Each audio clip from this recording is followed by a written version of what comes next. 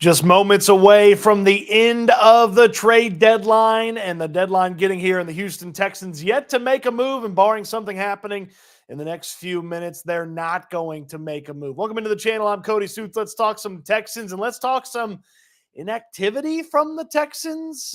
Texans seemingly not ready to make a trade to add to this roster that they have. They face the Detroit Lions this Sunday on Sunday Night Football. The Lions made a trade earlier today, got themselves a pass rusher. A lot of teams around the top of the AFC have made trades as well. The Texans, with a few moments left in the trade deadline, or before the trade deadline, I should say, with a few moments left, it looks like they're not going to make a trade. Now, last week, Diana Rossini at The Athletic, she mentioned the Texans, despite losing Stefon Diggs, weren't sniffing around for a wide receiver, and they were not going to be looking for a pass catcher ahead of the trade deadline. And then they went and lost a starting offensive lineman on Thursday night to the New York Jets.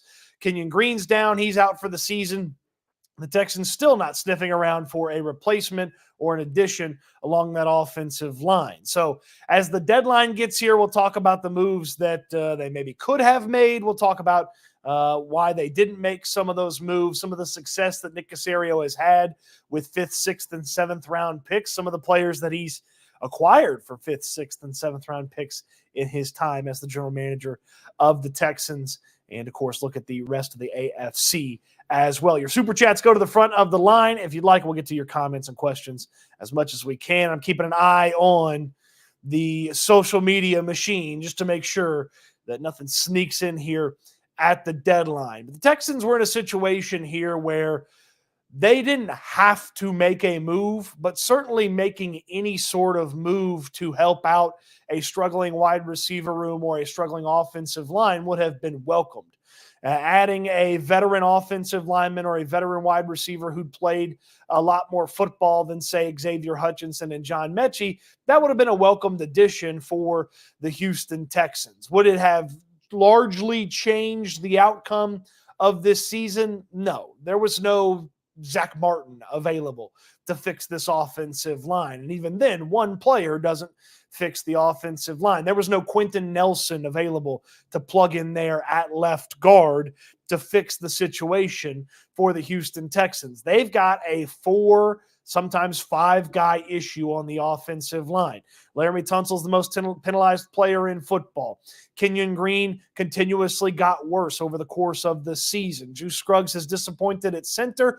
Pro Football Focus says Shaq Mason's playing the worst football of his career, and Titus Howard has been inconsistent at right tackle. One swapped out member of the offensive line wasn't going to fix things, though the Texans have had 2 really nice scoring drives when Jarrett Patterson was inserted for Kenyon Green and Kendrick Green was inserted for Kenyon Green. But again, one player wasn't going to change things, and they've got 2 options there at left guard. Would I have liked to have seen a veteran on the bench behind those 2 options, someone that's played a little bit of football? Sure. Or could I have seen the Texans going and making a move for somebody that just has a longer track record, is more proven than those players at left guard? Absolutely. That would have been a worthwhile investment of a late round draft pick. Now, the Texans don't have a 6th round draft pick in 2025. They traded that pick to get, ironically, Kendrick Green. Kendrick Green is going to be a guy that's competing for the left guard spot for this Texans team with Jarrett Patterson. So they don't have a 6th round pick, but they had a 5th round pick and a 7th round pick. Obviously, you can dip into future drafts as well if you wanted to go out and add a player at that position. Were there a lot of names out there? Probably not. The Browns didn't seemingly take any calls on Joel Bitonio or Wyatt Teller, their guards. Cody Whitehair is a name we've brought up here on the channel before, the guard for the Las Vegas Raiders. Is he better than Jarrett Patterson or Kendrick Green, who already know the system and know how to operate? And probably not at this point in his career. A couple of years ago, he certainly was, but probably not better than them right now. But again, you would have liked to have at least seen some sort of movement to shore some things up. I can make a sound argument that there are already options for the offensive line when you want to make some changes and some swaps. If the Texans wanted to eventually bench Shaq Mason, they've got either Green or Patterson or perhaps Nick Broker to slide in there. Been with the team for 2 years. Both of those all those players know the system. You put those players in place of Shaq Mason. If you want to bench Titus Howard, you've got Blake Fisher to put in there. The wide receiver conversation's a little bit tougher for me to handle because John Mechie and Xavier Hutchinson, and even to an extent Robert Woods, haven't done much with their opportunities. And yes, a lot of that is, hey, the offensive line keeps the offense from operating. But I just think about something like Noah Brown's run 3 more routes, according to Pro Football Focus, than he's run 3 more routes than Xavier Hutchinson. So he's got 3 times the production of Xavier Hutchinson in 3 more overall routes. And yeah, John Mechie hasn't been available. He wasn't even active for some of the games early on this season. So there was certainly something that they could have added to the wide receiver room to help shore some things out and help round some things out. And it's disappointing when you see what the other teams did in the top part of the AFC. So the Texans have made a trade according to Diana Rossini. We've got a trade here. Let me get this up on the screen. So the Texans did make a trade. It's not what we were thinking of. The Houston Texans have added a draft pick by sending out a player. According to Diana Rossini here at the deadline, the Texans did make a trade, and they have traded Khalil Davis to the San Francisco 49ers in exchange for a 2026 7th-round pick. So the Texans sent out a player instead of acquiring a player. So Khalil Davis is sent out. There was a glut of defensive linemen on this team with the impending return of Jerry Hughes. Kurt Heinisch came back a couple of weeks ago as well. So they traded away Khalil Davis for a 7th-round pick. So that's the deadline, huh? Okay. That's it. They traded away a player. They didn't even get a player. So they traded away a player. Okay. All right, so the Texans didn't make any moves. They traded away a player, and they did not add any players. We've talked about offensive linemen. We've talked about wide receivers. Marcus Johnson, I understand no offensive lineman, but no wide receiver, DB, or linebacker. Yeah, Marcus, with the DBs, if you wanted to say add a safety because you felt like Jimmy Ward's health is of concern, sure, but they clearly are starting Eric Murray and Kalen Bullock when Jimmy Ward's not available, and I think Ward's back this week. Linebacker, they've got plenty of depth. They've got Devin White and Azeez Al-Shire should be back soon. Obviously, Henry To'o starts.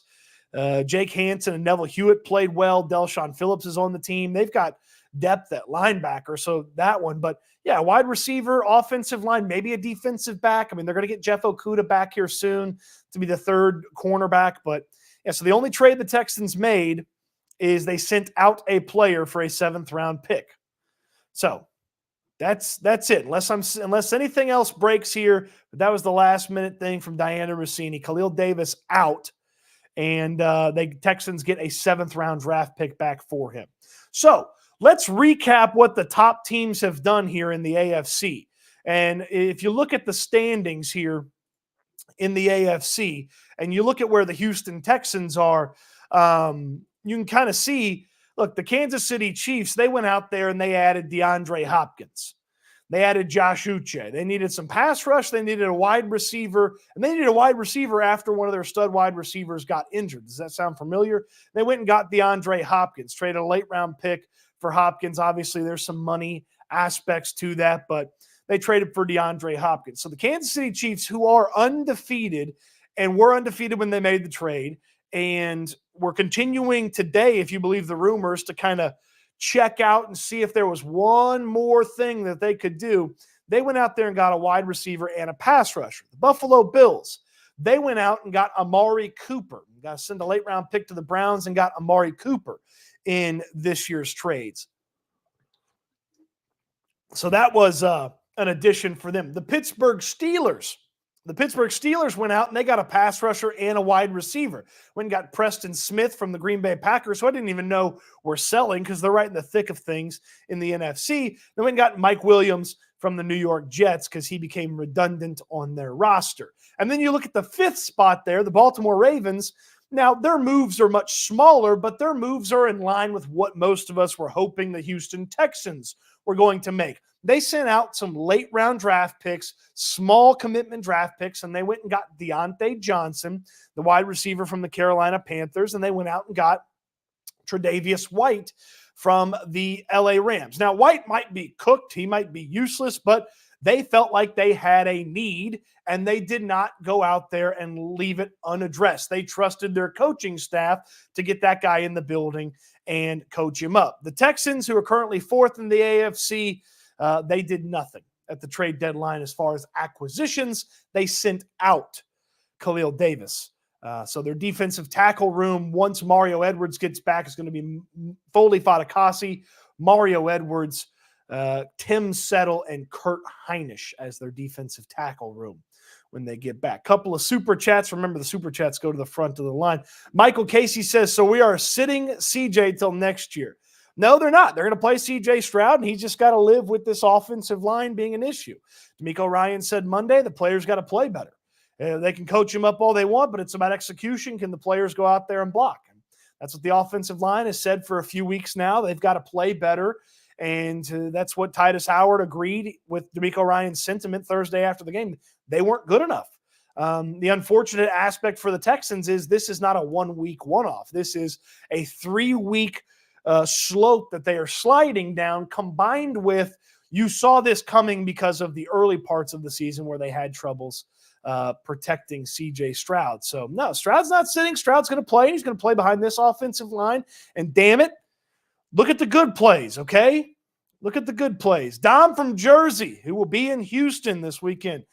Even though there wasn't a home run move out there to be made, making a trade shows the team you believe they can win. Very disappointing.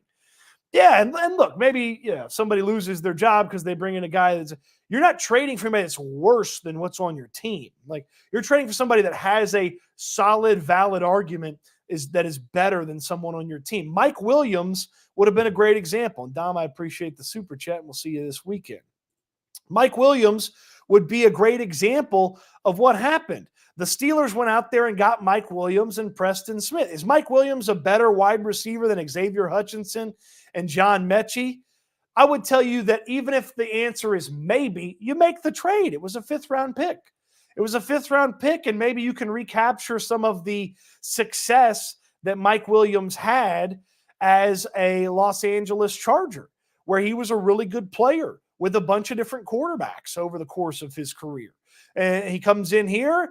A team's excited to have him. His energy is renewed. He's pumped to be in an organization that's got a chance to go somewhere. And maybe you get a little bit more out of Mike Williams. He doesn't have to be awesome. He just has to go out there and give you something more than what John Mechie and Xavier Hutchinson have been giving you, which is to say not very much up to this point. So Khalil Davis out is the only in-season trade near the trade deadline that the Texans made. They also traded away Cam Akers. Akers could have been useful when Dameon Pierce re-injured himself and went down with another injury. The team instead opted to trade Akers a few weeks ago. Got a late-round conditional pick back. So the bulk of the moves from the Houston Texans were off-season moves and then very tiny exit moves from their players. So that's a little bit of a disappointing trade deadline there, if I'm being totally honest. I'm not saying that you had to go make some sort of massive trade, but, adding somebody to the wide receiver room or even adding a body to the offensive line room. Because, again, if this is a talent issue for the Texans on the offensive line, you should add talent. You should add somebody potentially better than guys that are in the room right now. If this is a coaching issue with the offensive line, then trust your coaches when they get a guy in there to coach him up and get him to the level that you certainly expected him to be at. So that's unfortunate there with the offensive line situation. Then with the wide receiver, I mean, Mike Williams to me is better than Xavier Hutchinson and John Mechie right now. Mike Williams is better than Robert Woods right now.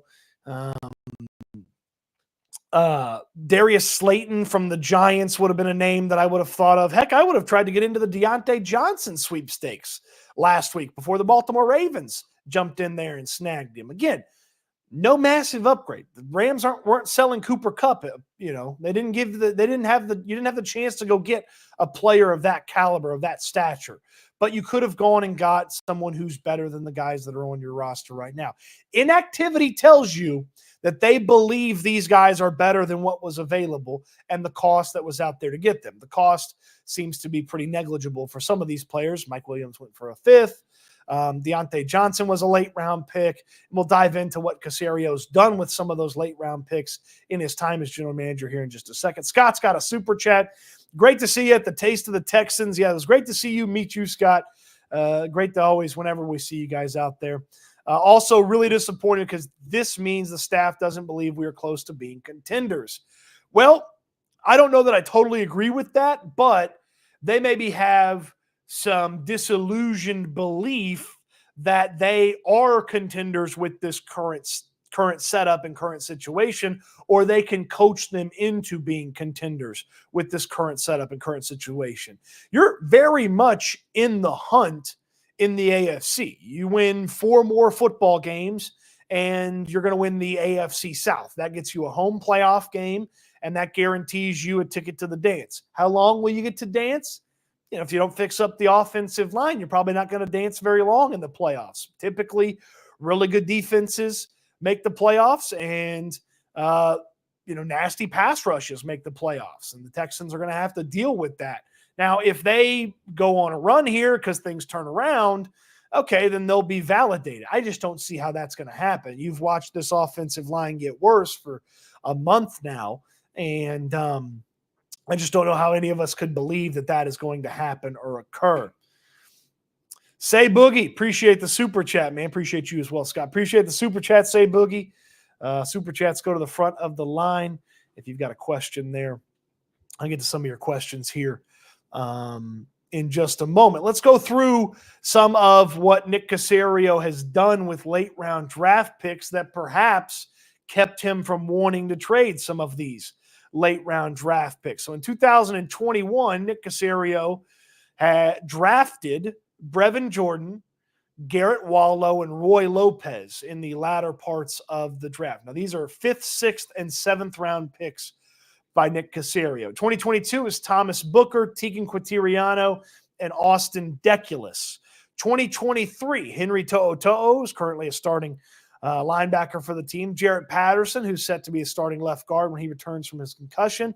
Xavier Hutchinson, who started for this team at wide receiver this year. And Brandon Hill hasn't played yet because of injuries. And then the 2024 draft picks, Jamal Hill, who's still on the team. Jawar Jordan, who was cut, is now currently on the practice squad. Solomon Byrd, who was cut, now is now currently on the practice squad. Marcus Harris, who was previously on the practice squad but was let go. He's in New England now. And Ladarius Henderson's on the non-football injury list, and he did not make it to training camp for the Texans. Obviously, Brevin Jordan stayed with the team. He's out for the season with an ACL injury. Garrett Wallow and Roy Lopez are in different places. Thomas Booker is actually a fairly nice rotational player for the Eagles on their defensive line. Austin Deculus is in New Orleans as a backup offensive lineman. So those are the picks that Caserio has made. Now, it's important to remember he's also used late-round draft picks in moves for Nico Collins, Christian Harris, Juice Scruggs, Tank Dell, Henry To'oto'o, Xavier Hutchinson, and Cade Stover, amongst others. He's used those late-round picks to move around in the 4th, 3rd, 2nd, and 1st rounds to get things that he really wanted in the draft. Now, that's just to name a few. Caserio moves quite a bit. He's also traded late-round picks, including a 5th-round pick for Josh Jones and a 6th-round pick for Kendrick Green. Now, those players were added right before the season started when the offensive line had some injury issues. The offensive line's having some issues, and they didn't add anybody here at the deadline, which is a pretty questionable approach for me from Nick Caserio. So I mean, he treasures those late round picks, not because he loves to make the pick necessarily. And certainly with the addition of NIL, you're seeing less and less from rounds 5, 6, and 7. That was a big conversation point at the Senior Bowl, which kind of kicks off the path to the draft last year, is that NIL keeps players in longer and weakens the 5th, 6th, and 7th rounds of draft picks. So these 5, 6s, and 7s are less valuable for making the selections. Obviously, they're valuable for moving around within the draft as well. So that's something to keep in mind as you think about Caserio not making some of these moves. Couple of moments here for some sponsors to the show. How about Prize Picks, the best, easiest way to play daily fantasy? You can get the play 5, get 50 offer at the link in the description down below. Use my code Stoots when you sign up, STOOTS. It's the best, easiest way to play daily fantasy. We put together entries on the channel each week around the Texans game, so don't miss out on that. Prize Picks, the best, easiest way to play daily fantasy. Use the code Stoots. Play your first 5, get $50 instantly from Prize Picks. Let's get to some of your comments. Appreciate everybody watching. There's a ton of people in here. I'll try to get to as many comments as I can. Of course, super chats to guarantee that I get to your comments. Quentin Hicks says less than 1 per year aren't good odds. He's talking about the Caserio late round draft picks, I'm assuming. My expectations are lowered. Thanks, Stoots, for all you do. Sneakers Most Wanted. Appreciate you weighing in. Richard says, Texans, once again, don't give a F. Well, that's not totally exactly what they said by this. Cleves adjusted his expectations from 12 to 5 to now 9 and 8. Mo Heavy says second round exit again. Yeah, it's not going to be easy to win that first round matchup. You are very much on a collision course with the loser of the AFC North. So either the Pittsburgh Steelers or the Baltimore Ravens. I would tell you I very much believe that it is going to be the Baltimore Ravens winning the AFC North and you playing the Pittsburgh Steelers. If the Texans ultimately do win the AFC South, which I still believe they will, host a playoff game, they'll host the 5 seed, which in all likelihood is the loser of the AFC North, which right now to me is going to be the Pittsburgh Steelers. Gilly says, love you, Cody, wasting your time doing this. Not true. Not true. Anytime I can talk Texans is not time wasted. Let's see here. Instead of wondering about Super Bowl, we got people wondering if CJ be asking for a trade soon. Great job, Texans. Got to have success and got to protect CJ Stroud. It's worth noting that, as long as you're successful, I don't believe the quarterback's going to ask for any sort of adjustment or trade. Deshaun Watson asked for a trade after a 4-win football season, 3-win football, whatever it was, however bad 2020 was.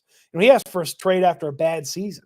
You keep winning, which you should. You're going to have the best quarterback in the AFC South, and you're going to have, on most weeks, the best coach in the AFC South. Steichen has his moments, but then Steichen also has his moments where I know he's not as good as D'Amico. So you should win. You should continue to win the division. I know most people have higher expectations than the division as well, though. So I certainly understand that. Steve says, we are Texans fans. We are doomed to suffer. Well, that's not fun. It's not fun. As of today, do you know what our draft picks are for the 2025 season?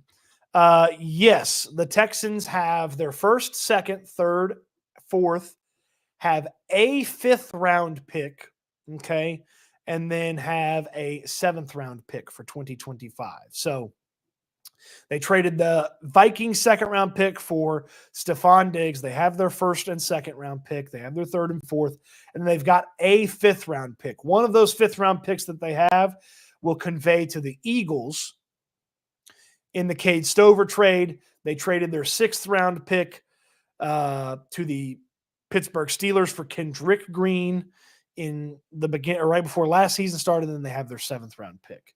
And then they have all their draft picks in 2026, plus some conditional picks that may or may not get conveyed. HD Heavy Travelers says, we're just happy to get lost in New York City. You and me both. Thank goodness for portable chargers and Google Maps. Who's going to start at both guards left and right are not good under 25 PFF grades. Well, I mean, they're not benching Shaq Mason anytime soon, I wouldn't think. He's a veteran. He's got a track record. He doesn't necessarily have a track record that looks like this. His track record's been much better, but I got to imagine they're not benching Shaq Mason anytime soon.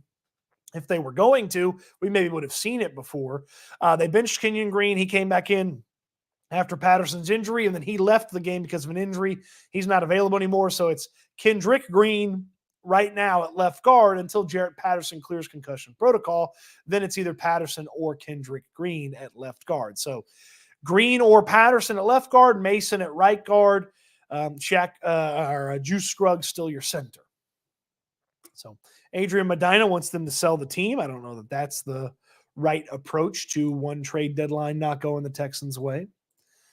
Sma says, I'd rather do nothing than make a bad trade to make the fans happy. Yeah, but I mean, who is advocating for a bad trade? Like, are the Steelers fans going to lament a fifth-round pick if Mike Williams isn't any good? Maybe a little bit. But if they had traded a fifth-round pick for Mike Williams, I would not be sitting here when the Jets are on the clock in the fifth round in 2025's NFL draft and being like, well, damn, I wish they had that fifth-round pick instead of trying to add to the wide receiver room by getting Mike Williams. I wouldn't be saying that. Like, yeah, you don't want to make a really bad trade where you're trading away like a third, for a player that doesn't seem like they're worth it, or like what the Cowboys did today. That's a trade that didn't make sense to me. They traded a fourth-round pick for a wide receiver that's been very below average in his NFL career up to this point. So, they didn't make a bad trade. They made no trade. And I don't know that anybody was advocating for them to make a bad trade. I mean, if you added an offensive line body, is that a bad trade because you sent out a future sixth or a future fifth or a fifth next year? It's not a bad trade. Nim says the Steelers would rout us. I actually like that matchup for the Texans. Zach Rose says, I think they need to move pieces around on the O-line. Yeah, you could get creative with it if you're the Texans. Maybe Titus Howard at left guard, Blake Fisher over there at right tackle, somebody new at center perhaps. Everything should be on the table. If it's about player performance and they're not performing, then it's very much all on the table. Say a Boogie says, glad to see you solo live. Don't sleep on the Steelers. I mean, look, I'm going to show them the appropriate amount of respect that I just believe they deserve. If all of a sudden we're sitting here at the end of the year and they've got a much better record than the Texans and they are the fifth seed and they're coming to NRG Stadium in the 4-5 matchup, maybe my tune will change a little bit. I like the Texans matchup versus the Steelers right now, though. That Texans defense is still very, very good. Boogie, appreciate you for the super chat. And that's really what it is here is they believe they can get it done with what they have in-house right now, which is a potentially elite defense on a weekly basis with Will Anderson and Daniil Hunter on the edges, a multitude of other defensive linemen, some really good linebacker play when Azeez Al-Shire gets back and Henry To'oto'o's in there. Some good depth there at linebacker, two cornerbacks that they trust. And Derek Stingley and Kamari Lassiter and a few safeties that they trust. They've got an elite defense when guys are healthy and they get it put together. And then on offense, they seem to believe that it will bounce back somehow. They've not given any indication it will, but they seem to have that belief. And they believe that with the re-addition of Nico Collins because he's coming back from injury and the perhaps stepping up of either a John Mechie or a Robert Woods or Xavier Hutchinson for that third wide receiver role, they've got enough. I don't know that many of us agree with them, but that's what they're telling us with their approach here. As James mentions, always a chance, certainly. Always a chance. Always a chance that you haven't heard that myself and Landry Locker do SNL each and every weekday, 9 a.m. live each morning right here on YouTube. It's on my channel. It's on the Locker Room with Landry Locker, so you can watch it either place. It's a live co-stream between the Locker Room with Landry Locker and myself here on YouTube. So don't miss out on that every morning, 9 a.m. and then Fridays at 4 p.m. If you don't have plans Friday afternoon, don't make plans. We may have plans for you. It's a little tease for you. Sean Jackson says, Stefon should never have been picked up. Well, I don't agree with that. Stefon Diggs got a freak injury, and he's never been hurt in his career, and he had a freak injury. He was one of the best players on the team prior to that. So I don't agree with that. Should have traded Kenyon Green. For what? Fastest trade deadline analysis ever. Yeah, not a lot to break down. Not a lot to break down. The bully didn't like the trade of Khalil Davis. Why trade Khalil Davis with major potential? Shaking my head. Well, Mario Edwards, Tim Settle, Foley Fatukasi, and Kurt Hinish are all there in the defensive tackle room. I would tell you that I believe Davis is better than Kurt Hinish, but the Texans seem to disagree. And just to get a 7th-round pick for him, they did have sort of a log jam of defensive linemen, because they've got Danielle Hunter and Will Anderson, Derek Barnett, Danico Autry, and Dylan Horton at end. And then prior to the Davis trade, they had Fatukasi, Settle, Hinish, and Davis. Mario Edwards was coming back. So you get rid of Davis, and I don't like it. It just seems like a trade that, doesn't net you much in what potentially Khalil Davis could have been, but he's also not gonna play that much once Mario Edwards gets back, because Edwards is better, Fatukasi's better, and Settle's better, and then they dumped the Danico Autry down there at defensive tackle quite a bit on pass rush situations. You weren't going to get Davis a lot. You weren't going to get a lot of Davis. All right, let's get to some more comments here. All right, so let's see here. Hamstrings linger. Put all your eggs on a soft tissue injury is blasphemous. Yeah, that's certainly one of those things where, hey, potentially Nico Collins gets re-injured. And if he gets re-injured, then you're sitting there again with a bottom 5 wide receiver room. A bottom 5 wide receiver room. All right, let's see here. Just making sure, just checking social media and make sure I haven't missed anything here. All right. I think JJ should come in and play quarterback. That's craziness. Stefon's an old player. It's not a freak injury. It's obvious now. We lost a 2nd-round pick for nothing. Well, that's not what happened. You can't predict when ACL injuries happen. He's been healthy basically his entire career. Old, young, it doesn't matter. You can tear your ACL however. And you didn't lose it for nothing. You had one of the more consistent wide receivers in football for a few weeks. Worthwhile risk. We didn't need Diggs not moving back in a deep draft. Like, are we pissed with how the draft went down in 2024? Like, are you mad about the draft picks? Kamari Lassiter is probably the best rookie cornerback right now. And if he's not the best, he's one of the best. Kalen Bullock's excellent as a rookie safety. Blake Fisher is ready as soon as they need him at the tackle spot. He's a much better swing tackle than what they had last year at the end of the year at swing tackle, which was Charlie Heck. And Kate Stover is you could see a role for him in the future at tight ends. Like, so are we pissed about how the 2024 draft went down? Like, do you want Terry and Arnold? Because he hasn't been as good as Kamari Lassiter.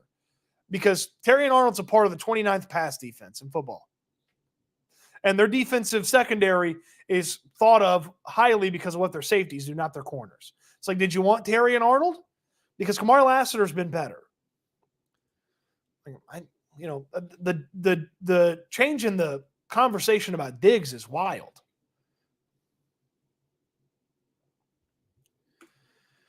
At our spot, could have traded up for Brian Thomas Jr. and gotten Ricky Pearsall, 1st-round O-liner. I mean, like, who? Okay, so you wanted one of these 1st-round offensive linemen who didn't play. Like, again, you had tackles in place. Like, so you wanted to get a 1st-round offensive lineman at guard or center? I mean, how'd that work out the last time they did that? And this was not a interior offensive line 1st round. This was a tackle-heavy 1st round. The Steelers aren't playing their guy. The Packers aren't playing their guy.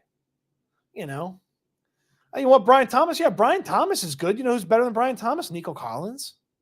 Like you were supposed, like, did they expect Tank Dell to be bad this year? Of course not. They operated like they had two really good wide receivers and added a third. Like, if you want to go revisionist history, sure. And once they added Stefon Diggs, a heavy, high investment in wide receiver didn't make sense. Sid with a super chat asks, why couldn't our coaching evaluate our interior O-line in training camp that they are terrible in pass pro? They must have believed that they could get it done. I mean, they had that one day in Cleveland where it looked really good. Outside of that, the offensive line was very inconsistent from that moment.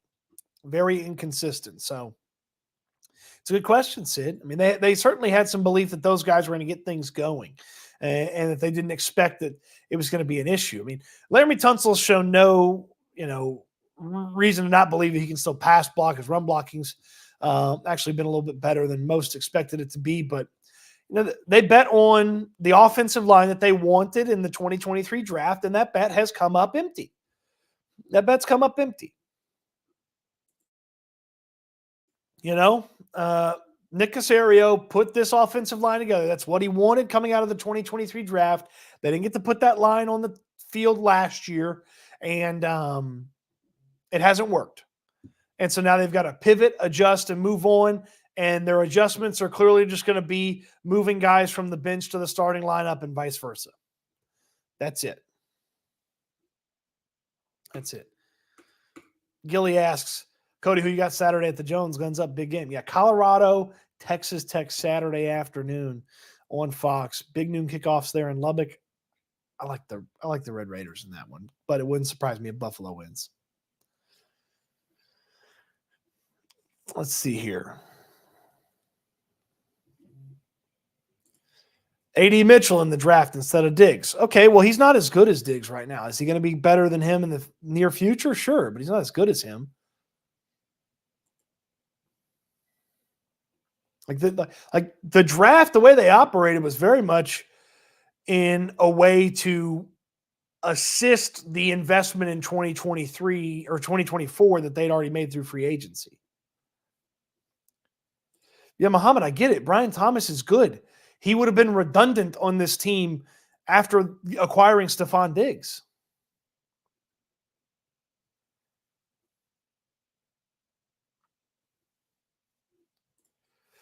Tank Dell and Nico Collins are injury-prone wide receivers. It's not revisionist history.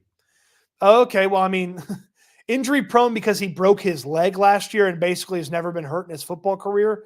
That's a very wild statement to make from Engineer. Also, Engineer, if you have injury-prone wide receivers, you weren't a fan of the Diggs trade. If you have injury-prone wide receivers, you add one of the ones that never gets hurt, Stefon Diggs, which is what they did.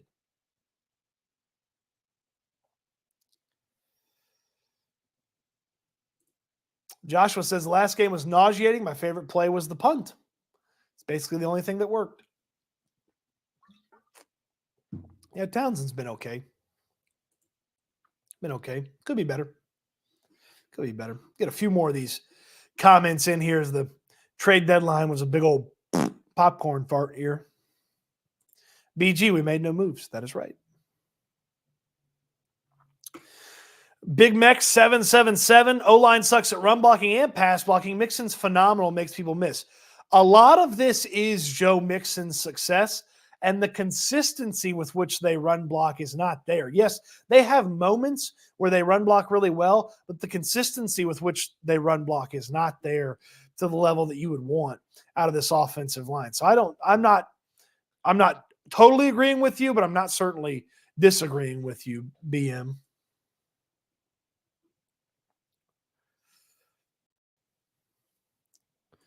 Bobby not using the wide receivers in the right way. Yeah, look, that's one of the biggest elements of dealing with this offensive line. This offensive line is more than likely a talent issue at this point.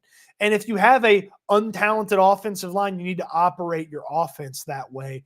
And that starts with how they call it, getting the ball out quicker, doing things to move C.J. Stroud away from the pocket. Now, they tried to do that against the Jets, and Titus Howard just didn't block his guy. But I bet we score big with that 7th rounder in 2 years. Just wait. Yeah, you're right. You're right.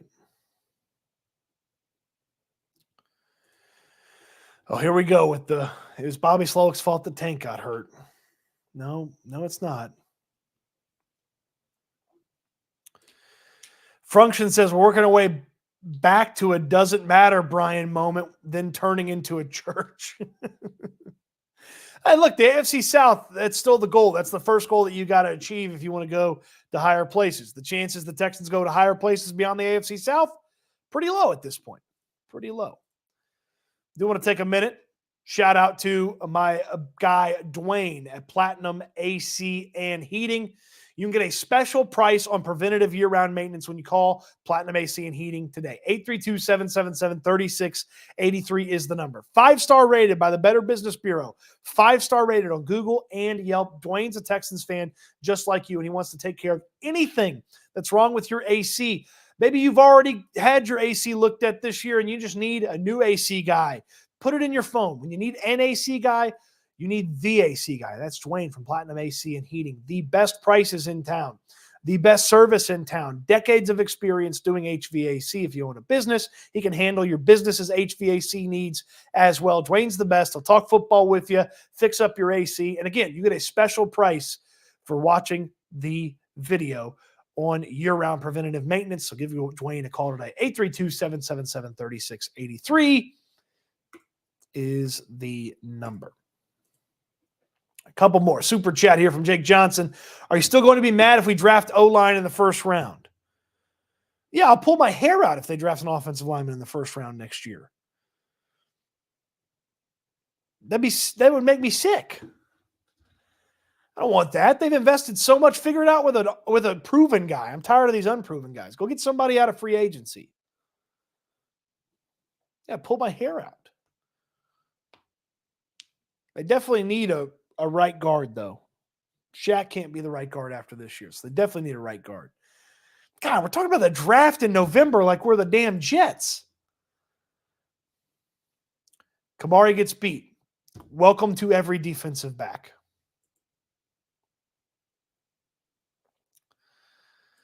Don, good to see you. Jeff Okuda is coming back. He'll be the third cornerback on this team.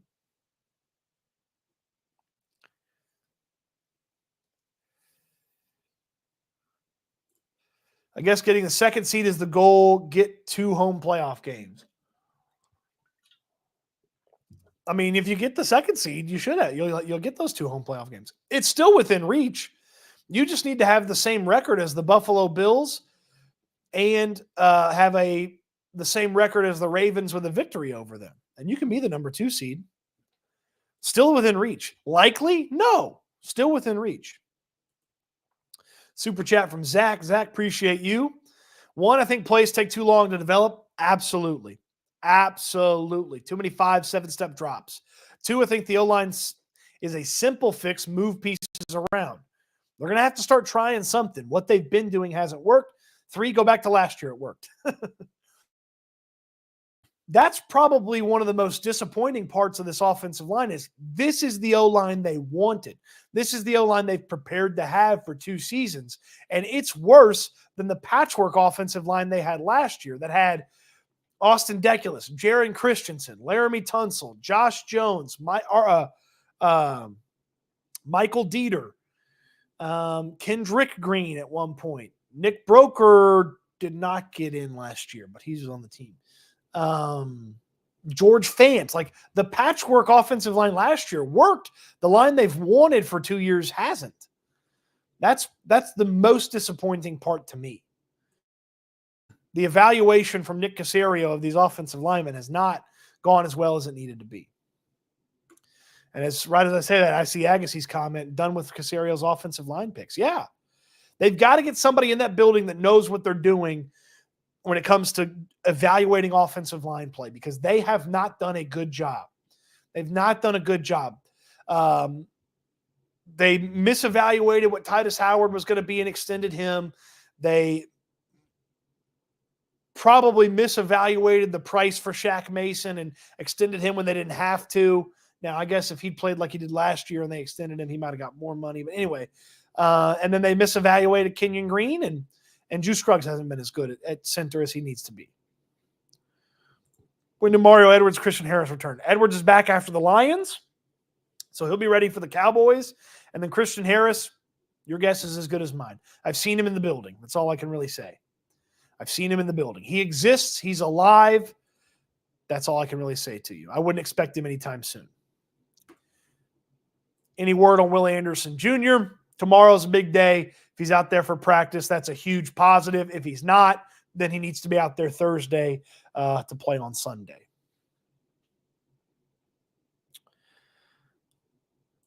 Is Nico playing? I do believe he is playing, although the Texans did not activate his practice window coming off of IR on Monday. But he could practice tomorrow very easily and then play Sunday.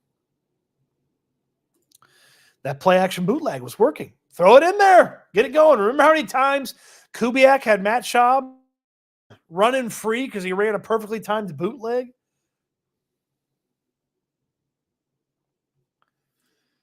Cody, what are your thoughts on Nick Caserio against Xavier Howard and Budda Baker or maybe Cooper Kupp? I mean, they can't get any of those guys. I mean, they can get Xavier Howard right now, but nobody in the NFL wants him. He's not any good. And no thank you. Budda Baker's going to be a free agent at the end of the year. They clearly didn't want to trade Kupp, so, not really a hypothetical worth going down. Patterson's not the answer. If they thought he was, they wouldn't have clung to Kenyon Green so long. So essentially they're hoping that they misevaluated Patterson. He's better than they originally thought. Their pivots have been good. They've had good pivots. Couldn't get Eric Armstead, got Danielle Hunter. Couldn't get Keenan Allen, got Stefon Diggs. Like, their pivots are good. Maybe this will work. Super chat from Mr. Nobody. The Lions saw a need and addressed it through a trade. Texans saw a need with O-line and did nothing. The Texans are doing to CJ what they did to Carr, history repeating itself. Yeah, I mean, would one offensive lineman fixed anything? I don't believe it would have fixed much. Would it have made all of us feel better about them trying and acknowledging the problem? Yes. That's part of the issue, is they're not acknowledging the problem. D'Amico Ryans this week, it's not just the offensive line, it's everybody on offense. D'Amico Ryans last week, and the offensive line had some good moments. It's not, the out-and-out acknowledgement that the O-line has been an issue has not occurred. Maybe a trade would have done that to an extent and at least calm some fears. Thank you for the super chat, Mr. Nobody. It is greatly appreciated. Dime, are we still in the era of good vibes? Yes. Yes, we are. I famously coined the hiring of D'Amico Ryans the beginning of the era of good vibes for the Houston Texans. We are still there. The vibes are a little rocky, though. The vibes are a little rocky. James Clancy says, so frustrating watching the master classes of Ben Johnson, O'Connell, Cohen, having to watch Bobby. He's not been good enough this year. He has not been good enough. He has not overcome issues.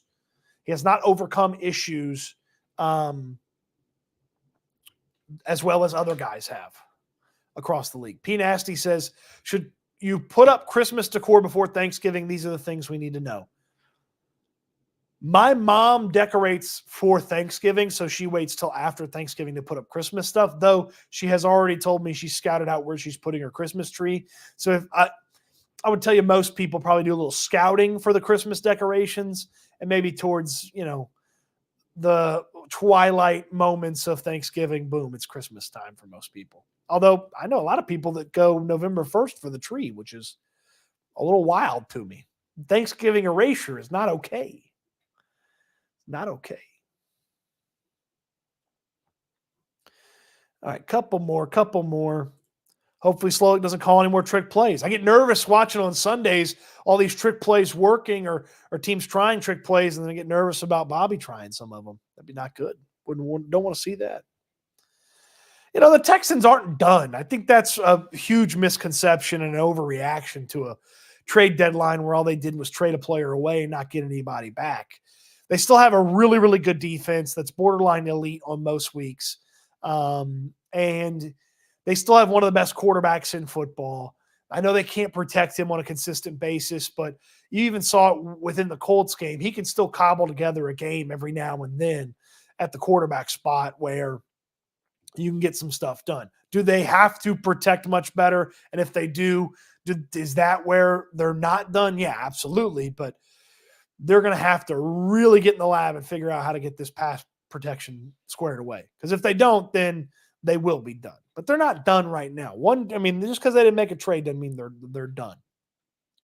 Space City Ballers. CJ's done this weekend. All right, well, Any new stickers? Stickers, we will have new stickers soon.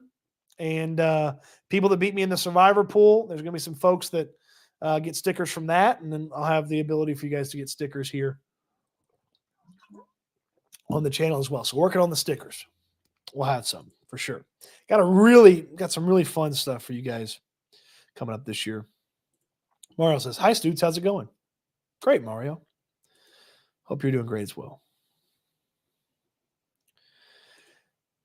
Kenneth says, "Day after Thanksgiving for the Christmas decorations." Cody, when does Sunny 99.1 start playing Christmas music? Do you think it's too early? They probably start a little early over there at 99.1, but I know it's very important to them. It's part of their success. So, nah, Cody, if it works, you'd say it's a good play. Not true. Not true. I question the process, not the results. I question the process, not the results. I watched Oppenheimer on the plane back from New York. Very science-heavy movie. Seemed like a pretty strange guy. Maybe associated with people who were tied to communism too much. But as they talk so much about science and theory and then proving it, I just kept thinking, question the process with some of the play calling, not the results. Question the process with the timing of some of these unique Bobby Slowick play calls, not the results. Okay? Because if it's bad process, eventually it will bite you. If it's good process, eventually it should work. Torian says, "I'm terrified of shell-shocking CJ." Yes, that's a very, you saw it in the Jets game. He was affected by the pressure more so than previously. It's a very valid concern. Very valid concern. Please tell Bobby to scheme and play call like our O-line sucks, because it does. Hopefully he realizes that. We'll have more food reviews for you soon.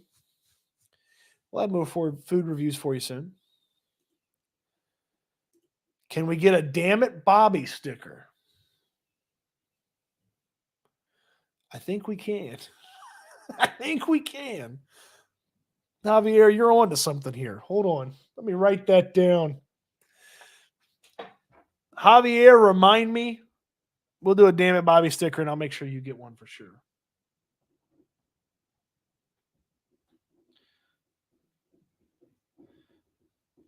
I think I'll be in the clear because I'm not selling these. I'm just giving them away. So hopefully King of the Hill people don't come for me.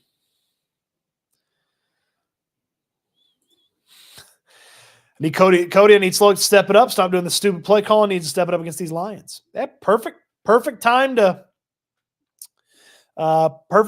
show off that you're back. You're announcing your presence with authority. The matchup against another young offensive mind. Adiu says, "Why don't they do hard counts to trick the defense?" Everything should be on the table. Everything should be on the table for this offense to get things going. Space City Ballers, I hate the notion to be positive. We're 6-3, barely beat these teams and just lost to a bad Jets team on 5-game losing streak. Adjustments got to be made now. Absolutely. Even in the victories, myself, Landry Locker, who I do SNL with weekdays, 9 a.m. and then 4 p.m. on Fridays. And then over in his channel, The Locker Room, very critical during the victories. Okay? It is not kumbaya because the scoreboard ends up right. Again, process over results. How many times is that process repeatable? Well, we found out when you face a pretty solid team, it's not repeatable. Not repeatable.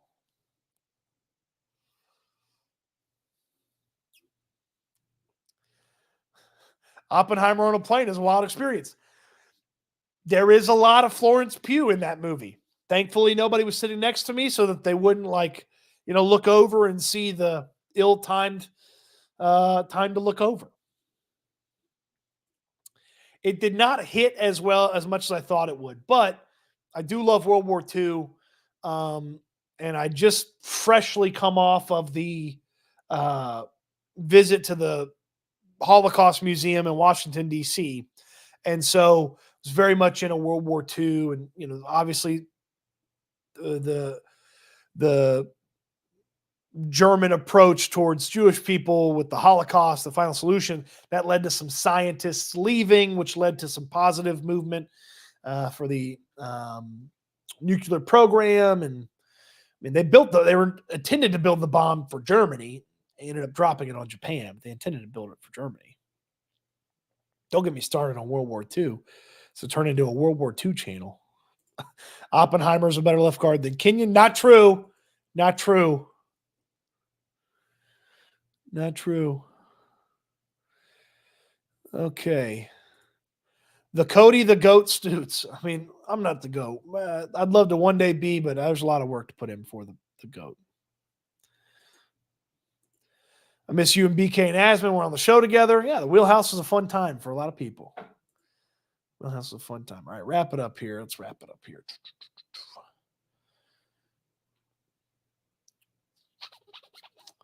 It's absolutely okay, guys. Now we know whose job to go after if CJ gets hurt. Unfortunately, it's D'Amico, the guy who wouldn't allow this kind of stuff on his D-line. Rob makes a salient point. The NFL is rigged. Well, they haven't clued me in if it is.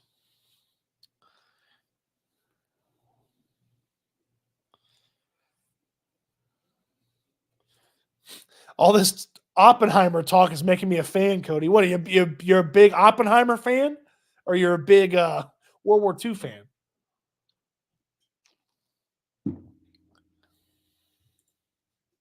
Oppenheimer's a masterpiece. If you didn't like it, it's because you don't like smart stuff. Hey now. I liked it. It just didn't. It didn't blow me away. I probably won't ever watch it again. That's another thing too. It's like some of these movies you watch now are not inherently rewatchable.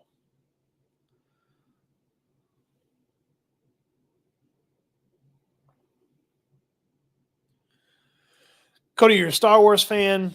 I mean, I don't go out of my way to watch it. Not really. Tunsil at left guard, no. Laremy Tunsil's totally fine at left tackle. He's not been all-pro caliber Laremy Tunsil, but he's not been nearly as bad. The penalties haven't been as prevalent as they were at the start of the season. So, Kate Stover on the O-line. I mean, he'd try hard. I know that much. My grandma's brother was in Easy Company of the 101 First, if you find that interesting. I do find that interesting. Easy Company, their story told, or portion of their story told in Band of Brothers, which is very good. Band of Brothers, good. The Pacific, also very good. Masters of the Sky, also very good. Breaking news, Texans signed veteran left guard Cody Stoots. I played very little football, and when I did, I played defensive end. I was not very good. I wrestled in high school. It's not very. I was able to figure out the snap counts pretty quickly, but just very little football and wasn't my thing. Ended up as a wrestler. All right. Dalton was such an overpay. CJ got him that contract. I have had no issues with Dalton Schultz this year. I don't know why people are so angry at Dalton Schultz.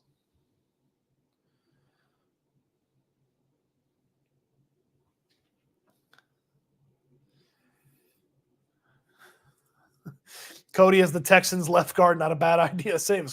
I cannot help them. I cannot help them. I am a large human, but they would move me out of the way very quickly, and I would not do very well. Okay. Let's wrap it up here. Thank you, everybody, for watching. Don't forget Prize Picks. It's in the link in the description down below. Stoots, STOOTS. When you sign up, play 5, get 50. Don't forget your special price on year-round preventative maintenance when it comes to your air conditioner. That's Platinum AC and Heating, 832-777-3683. Check them out in the link in the description down below. Don't miss SNL, Landry Locker from the Locker Room, myself, Cody Stoots, each and every weekday at 9 a.m. and then Friday at 4 p.m. 4 p.m. And if you don't have plans Friday afternoon, stay tuned to SNL because we have an announcement for you. So, yeah, me lined up against Myles Garrett, easiest victory of his life. Not good. Not good. Okay, that'll do it. Thank you, everybody, for watching. SNL tomorrow morning. Don't forget Houston football. Practice tomorrow. Practice reports, all that great stuff. We'll have a video for you tomorrow.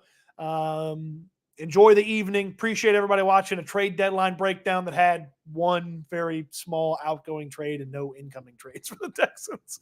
Ugh, not the most fun trade deadline, but the offseason was fun, but not the most fun trade deadline. All right. We end the live streams the same way each and every time. This is my hope for you. This is my charge for you as well. I want you to eat good. I want you to sleep good. I want you to be good. I can't wait until we talk Texans again soon. Thanks for watching, everybody.